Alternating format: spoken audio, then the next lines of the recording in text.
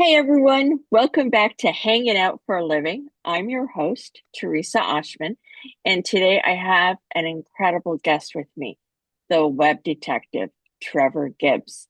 Trevor is a digital marketing expert who specializes in multi-channel digital marketing, web accessibility, and project management. Today we're diving into how he makes it all possible and what organizations can learn from his expertise. Trevor, thank you so much for joining us today. Thank you for having me. It's a pleasure. And as you know, everybody, as you can see, Trevor showed up in a hat.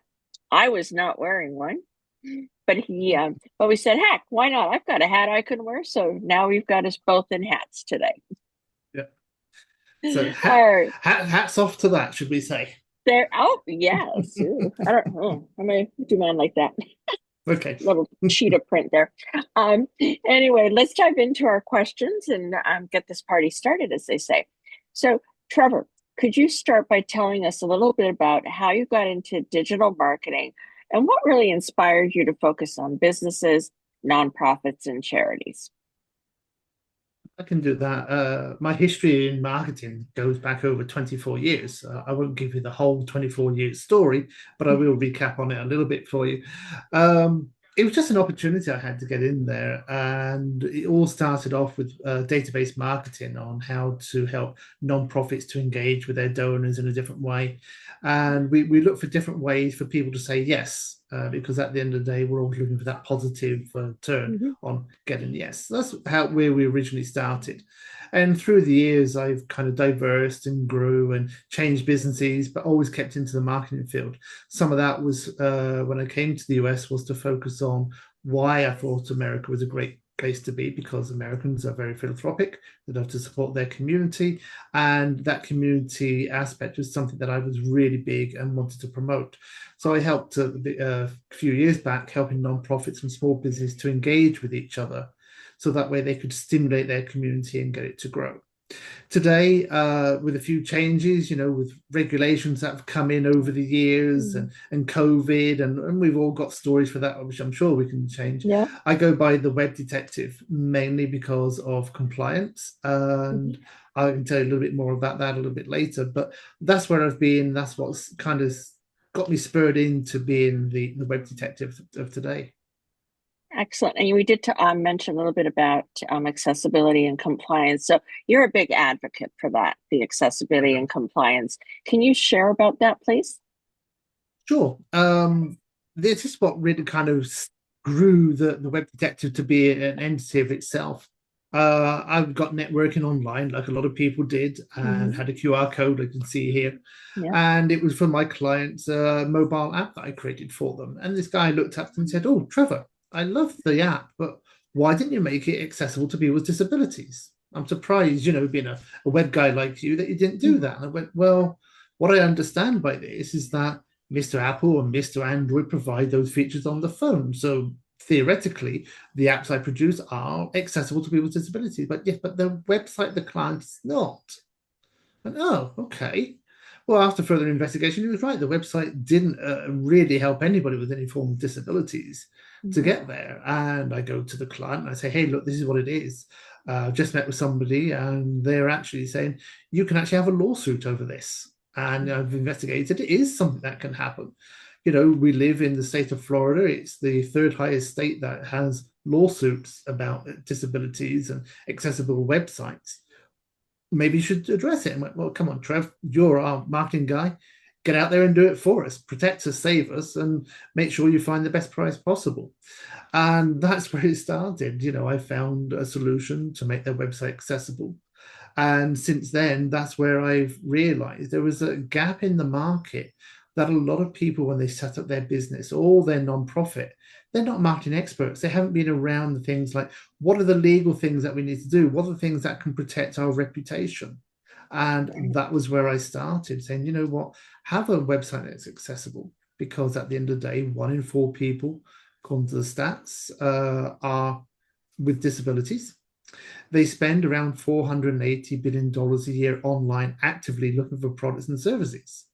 Well, that makes sense if you think about it. If you're not going out to brick and mortar, where else Right. would you look for those services? And there's only one group that spend a little bit more than that, and I call them influencers. In fact, they're teenagers. They tell their parents what to spend the money on. So you can't really market to parents if you don't know what the teenagers are looking for. But you True. can market to a group of people with disabilities, give a website that's accessible.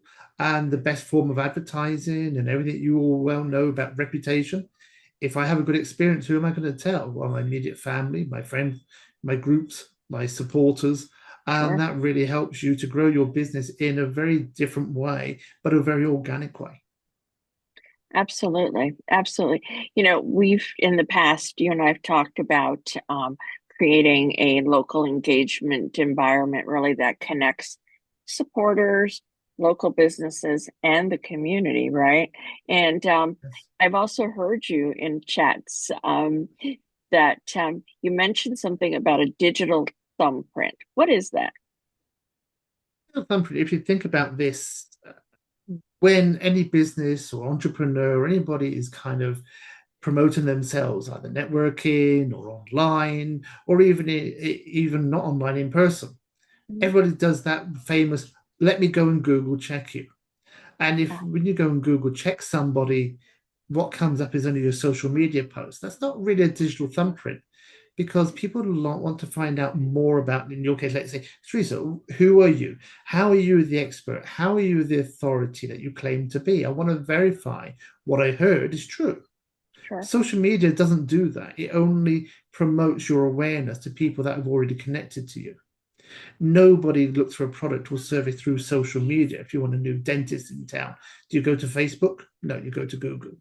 Do you want, oh, what is the discount coupon codes yeah, for the local cinema? Do you do it in Instagram? No, you do it in Google. So creating a digital thumbprint is exactly that. You're creating lots of areas where you can be found, where you're found in an organic way, in a true way, which doesn't rely on that social media posting all the time. So that could be, let's say, a member of your local chamber.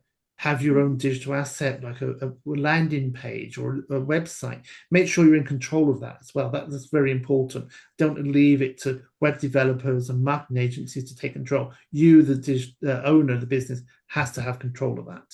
And with that, you can grow that presence, that digital thumbprint. Being the Better Business Bureau, being on multiple platforms like LinkedIn, Alignable, Nextdoor, yeah, Yelp, all those platforms help to build credibility. And if your business is open and transparent, that gives you the authority. Google is ranking you yeah, basically every day. And even if you work for a corporation, have a personal page because if you represent, say, a financial institution, you say, sure. well, they give me a page, or I represent a health wellness, they give me a page. But it doesn't that represents their company? It doesn't represent you. People are going to Google your name first. Absolutely. So, so true. And our last question, I want to honor your time. Um, Reducing marketing costs, all while really increasing visibility, is a key part of what you do, Trevor. What what tips or strategies can you share with our listeners or viewers to maximize their digital marketing efforts on a budget? Very good question. Everybody's trying to save some money. And True. I would always tell people, first of all, don't be the DIY marketer. It doesn't happen. It Mhm. really doesn't. But be aware of what you're actually paying out for. Is it the right money in the right area you're being paid for? If people tell you, oh, invest in SEO, invest in paid advertising, but you don't have a digital thumbprint, you're probably wasting money before you've got a digital thumbprint. Look at things like I said about having control of your own website or your own landing page. Make Sure. sure you've got the hosting. There are a lot of platforms out there where you can get good, solid service, which costs you maybe about $10 a month. And I've heard people paying 30, 40, $50 a month, $100 a month for web Wow. developers to host it on their own servers and basically analyze what you're getting for the money you pay. And that's where I sit down with the business owner and look at those little costs. One of the advantages where I like to help people, their business, is where I mentioned about accessibility. Sure. Tax credits. Everybody's looking to a way to reduce their tax bill. The Yep. IRS here in the US actually give you tax credits if you make your business accessible. And that includes your digital footprint, your digital thumbprint, your online activities. So if there's elements there you're making accessible, we can use that cost and off-write it against your tax bill. And so therefore you're actually making money. And you can Right. actually use that money that you say, well, I was going to pay the tax anyhow. Why don't I reinvest it into marketing? Or why don't I get somebody who's can actually help me or demonstrate the things that I can do myself, but pay for somebody's time expertise and maybe teach you to say, oh, why don't you set up a profile on this platform, this platform, this platform? It costs you time. But then maybe just go back and say, can you verify it's all correct for me? You might be paying somebody 2 hours of their time, which is better than paying $300-400 a month for them to promise to do it and put you on 40 platforms, and you still don't know how to go and edit it. So that's how I look at trying to save that business money and actually grow their knowledge and grow their Sure. digital thumbprint. Excellent. Excellent. Trevor, this has been so insightful, and I know our audience is really going to love everything you've shared. Folks, if you're interested in continuing the conversation with Trevor, or if you'd like to learn more about how Web Detective can help your organization, his contact information is right in the description below. And thanks so much, everyone, for tuning in. I look forward to seeing you in the next episode of Hanging Out for a Living. Bye, everybody. Bye, everyone.